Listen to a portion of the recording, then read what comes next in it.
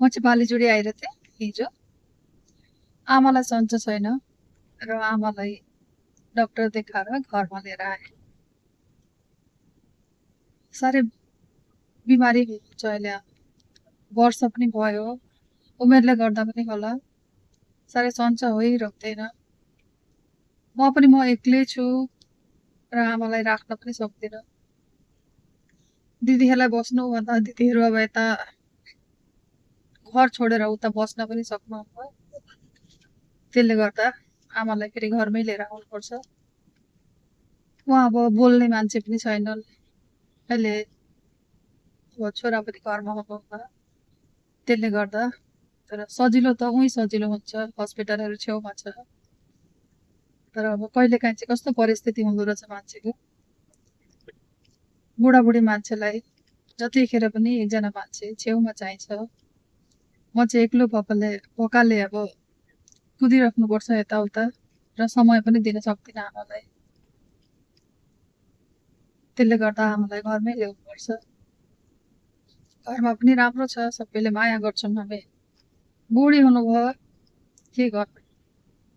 अगाडि त्यही मान्छे म बिहा भएर आउँदाखेरि कति राम्री हुनुहुन्थ्यो। त्यतिखेर म बिहा भएर आउँदा पनि आमाले कस्तो मजाकी हुनुहुन्थ्यो। त्यतिखेर हट्टा खट्टा मान्छे, रातो टिको, रातो साडी, जहिले पनि आमालाई रातै मनपर्ने। राता चुरा, रातो साडी, सिन्दुरको ठुलो टिको, मागभरि भराएर लाउने सिन्दुर, कति राम्रै हुनुहुन्थ्यो, कति राम्रो देखिन्थ्यो। र अहिले चाहिँ बा खसेको पनि 1.5 वर्ष होला। बा खसेको 1.5 वर्षमै आमाको रूपै परिवर्तन भयो। आमालाई चिन्नै सकिँदैन। कति ठुलो जिउ, मान्छेको जिउ कम्न घट्न कति पनि टाइम लाग्दो रहेछ। 1.5 वर्षभित्र आमाको जिउ नै छैन अहिले, सानो केटाकेटी जस्तै हुँदो रहेछ। कति नराम्रो लाग्छ आफूलाई देख्दाखेरि। मान्छेको जिन्दगी पनि कस्तो खालको हुँदो रहेछ। साह्रै नै दुर्बल हुनुभयो अहिले चाहिँ आमालाई देख्दा साह्रै नराम्रो लाग्छ, दुःख लाग्छ। यता दुख्छ उता दुख्छ, मलाई दुखो भनिराख्नुहुन्छ। के गर्नु, निको पार्न पनि सकिँदैन। डाक्टरको दबाईले पनि अब कति धेरै दबाई खुवाउनु, किनभने खानामा पनि धेरै कम्ती भयो, साग सब्जी त्यसरी खानुहुन्न।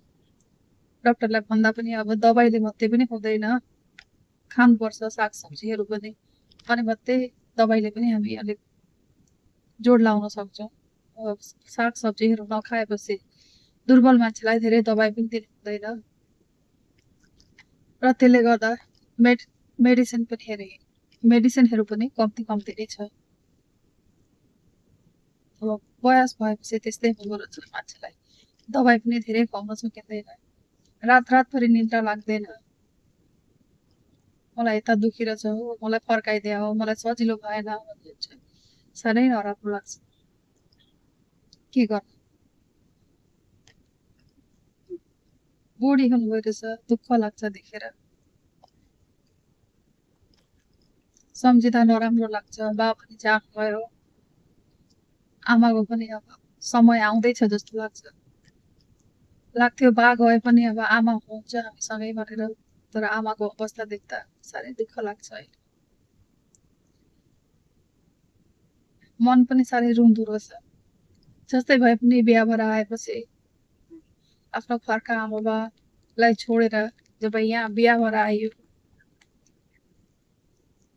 माया भेट्यो। बाले पनि साह्रै माया गर्नुहुन्थ्यो, आमाले पनि धेरै माया गर्ने। देख्दै बा पनि खस्नुभयो। आमाको अवस्था पनि त्यति राम्रो छैन, साह्रै नराम्रो लाग्छ। तर अब हामी मान्छेबाट पनि केही गर्न सकिँदो रहेन रहेछ। समयलाई चाहिँ कसैले केही गर्न सक्दो रहेन रहेछ। समय भनेको कस्तो नि, हुन त हाम्रो पनि एक समयमा त्यस्तै हुन्छ, तर पनि त्यस्तै भए पनि सम्झिन त मन लाग्दैन आफूलाई। आफूबाट कोही टाढा होस् भन्ने मनमा कहिले पनि आउँदैन।